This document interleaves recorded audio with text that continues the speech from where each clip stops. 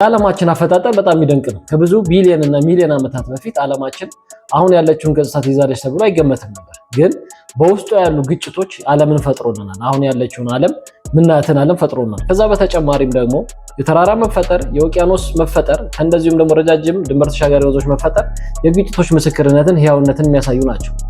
የሀገር ላይ ሀገር ግጭቶችም ደግሞ ሀገራችን ሼፕ እያደረጉ አሁን የምናውቃትን መልክዓ ምድሯን ካርታዋን የምናውቃትን ዓለምን ፈጥረውልናል ማለት ነው። እናም ተራሮች ህያው ምስክር ናቸው። ተራሮች የዓለም በግጭት መልኩ እንደተፈጠረች እንደምሰሶ ሆነው የሚመለከቱ ህያዋን የሆኑ ምስክሮች ናቸው። እናም ግጭት ከውስጥ ነው የሚመጣው። ግጭት ከራስ ጋር ነው የሚመጣው። የሰዎች ግጭትም ከውስጥ ይመጣል። ግጭቱ ደግሞ ተራራ ይሰራል። ያን ተራራ መወጣትና ማለፍ ደግሞ የኛ ኃላፊነት ነው የሚሆነው ማለት ነው። ሰላም ጤና ይስጥልኝ። ይህ ማስራስ ዩቲዩብ ቻናል ነው። ዛሬ የምናወራው ስለ ተራራ ነው። ተራራ ስላችሁ ለምናደርጋቸው በሙሉ ተራራዎቹ ራሳችን ነን። ምክንያቱም አቀበት የምንሰራው ህይወታችን ላይ ራሳችን ነን። ትልቅ የምናደርገው ችግሮችን ራሳችን ነን። መሰናክል የምንፈጥረው ራሳችን ነን የሚለውን በአግባቡ ለመረዳትና ለማስረዳት የሚሞከርበት ፕሮግራም ነው ማለት ነው። ይህንን ዩቲዩብ ቻናል ሰብስክራይብ ያላደርጋችሁ ሰብስክራይብ እንድታደርጉ፣ እንደዚሁም ደግሞ ቶሎ እንዲደርሳችሁ አዳዲስ ነገሮች እንዲደርሳችሁ የኖቲፊኬሽን በተኑን በመጫን ቤተሰብ እንድትሆኑ በአክብሮት እጋብዛለሁ። አሁን ቀጥታ ወደ ፕሮግራሙ እንገባለን። ተራራው አንተ ነህ። ይሄ ብራያን ዌስት የጻፈችው መጽሐፍ ነው። ብራያን ዌስት የጻፈችው መጽሐፍ ነው። በአማርኛ ተተርጉሟል። በአማርኛ የተረጎመው ሀኒም ኤልያስ ነው የተረጎመው እና ጥሩ የሆነ መጽሐፍ ነው። በአማርኛም አለው በእንግሊዘኛም አለው እና እዚህ ነገር ላይ ተራራው አንተ ነህ ሲል የሁሉ ነገር መነሻ ሰው ነው። የሁሉ ነገር መነሻ ራሳችንን፣ ለችግሮቻችን መንስኤም ችግር ምን ሆኖ ራሳችንን የሚለውን በደንብ ስለሚያስረዳልን ለዛሬ ፕሮግራም መርጬዋለሁ ማለት ነው። እናም እዚህ መጽሐፍ ላይ ብራያን ዌስት ብዙ ሐሳብ ታነሳለች። ከነዛው ውስጥ አንደኛው የሰው ልጅ መሰናክሉ የሚፈጥረው ራሱ ሰው ነው። ምክንያቱም የዓለም ታሪክን ማየት እንችላለን። ወደ ኋላ ጀምረን ከኤንሸንት ታይም ጀምረን የዓለምን ታሪክ ብናይ ችግሮች የሚከሰቱት በሰዎች ነው። ሰዎች ራሳቸው ላይ በሚፈጥሩት ችግር አካባቢያቸውን ያበላሻሉ፣ ኢንቫይሮንመንትን ይቀየራሉ። አሁን የምናየው ግሎባል ዋርሚንግም እንዳንድ ምልክት ልናየው እንችላለን። ምክንያቱም የዓለም ሙቀት መጨመር የግሪን ሃውስ ጋዝ ልቀትን በጣም በከፍተኛ ሁኔታ ስለጨመረ ነው። የሰው ልጆች ስግብግብ ስለሆነ እያንዳንዱ ነገር የምናደርጋቸው ነገሮች ተፈጥሮን ጉዳት ያደርሳሉ። ተፈጥሮ ደግሞ መልሶኛል እየቀጣን ይገኛል ማለት ነው፣ በጎርፍ በተለያዩ በሙቀት መጨመርና በተለያዩ ነገሮች ማለት ነው። ስለዚህ ያንን ክሬት ያደረገው ማን ነው? የሰው ልጅ ነው ያደረገው። ስለዚህ ለራሳችንም በኢንዲቪጁዋልም በፐርሰናልም ስንወስደው ራሳችን የምናቆየውና ራሳችን የምንፈጥረው መሰናክል ለኛ ለእርገታ ይሆንብናል ማለት ነው።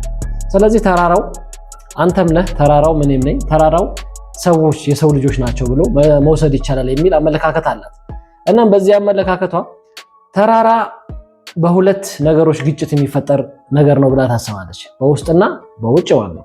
እኛም የሰው ልጆች በውስጣችንም ባለን በውጭም ግጭት ውስጥ መሰረት በማድረግ ሁለት ስሜታችን አንድ ላይ ስሜትና ፍላጎት አንድ ላይ ባለመጣጣሙ በሚሄድበት አጋጣሚ የሚፈጠሩ ግጭቶች ናቸው የሰው ልጅን ወደኋላ ወደ ፈለገው ስኬት እንዳይሄድ ወደኋላ የሚጎትቱት የሚል አመለካከት አላት። ያ ነገር እውነት ነው ተብሎ ይገመታል። ምክንያቱም ብዙዎቻችን ለነገ የምናሳደራቸው ነገሮች በጣም ብዙ ናቸው።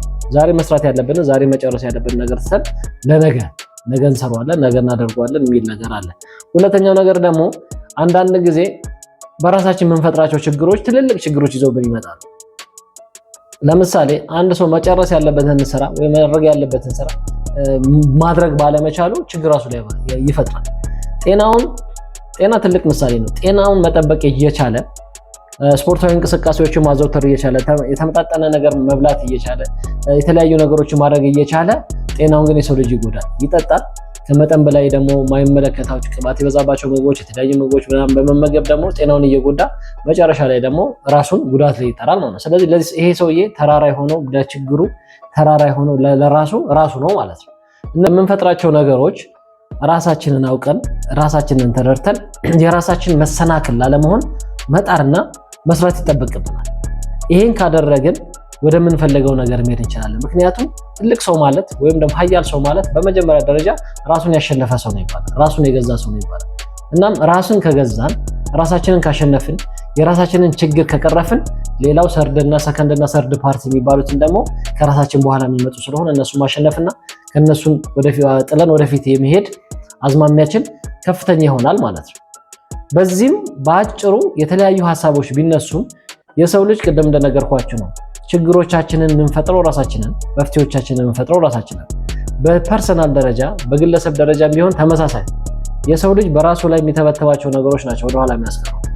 እናም ይህንን ነገር ካላስተካከልን ነገ ከፍ ወዳለ ደረጃ ነገ ወደሚለወጥ ደረጃ መድረስ አንችልም። እነዚህ በተለያዩ አጋጣሚ የሚከሰቱ ተግዳሮቶች ናቸው። ለምሳሌ በልጅነት በአስተዳደግ ሊሆን ይችላል። ሰው በአስተዳደጉ የራሱ ላይ ትልልቅ ተራራዎች ሊገነባ ይችላል። ግርዶች ማለት ነው። በቃ መንቀሳቀስ እንዳይችል የሚያደርጉ ትልልቅ ተራራዎችን ሊገነባ ይችላል።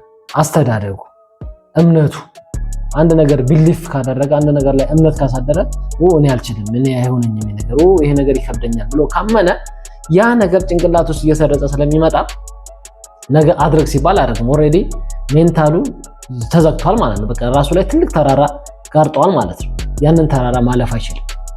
ዘሴም ደግሞ በአካባቢ ያለው ሁኔታም ራሱን ይቀይረዋል።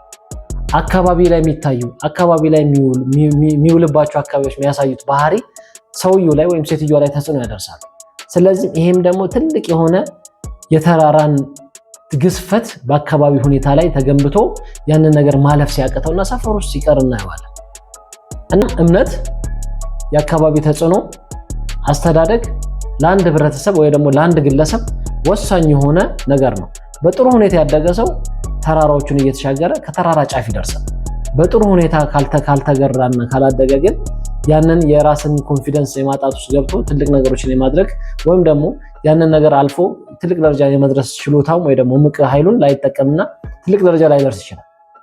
በአካባቢም ሁኔታ ወሳኝ ነው። ምክንያቱም የምትውልበት ቤት ነው አንተ የሚቀርጸው፣ የምትውልበት ጓደኛ ነው አንተ የሚቀርጸው እና የሚጠቅምና የሚቀርጽ ጓደኛ በጥሩ ነገር ከፍ ማድረግ ነገር ከሆነ ያ ለአንተ ተራራ ሆኖብህ ማለት ነው። እናም እነዚህን ተራራዎች ለመጋፈጥ ተራራውን አልፎ ጫፍ ለመድረስ እነዚህን ሶስት ነገሮች አካባቢ እንደገና በተጨማሪ ደግሞ አስተዳደግ እና ያለንበት ኢንቫይሮንመንት ያለንበት ሁኔታ ሁሉን ነገሮች አስተካክለን መለወጥ እንችላለን እና ተራራው ማለፍ እንችላለን የሚል ሆል ኮንሰፕት አለው። ከዛ በተጨማሪ ግን ዋናው ነገር ፐርሰናል የሆነ የራሳችን ህይወታችን የምንቀይርበት የራሳችን አስተሳሰብን ማሳደግ ይኖርብናል ማለት ነው።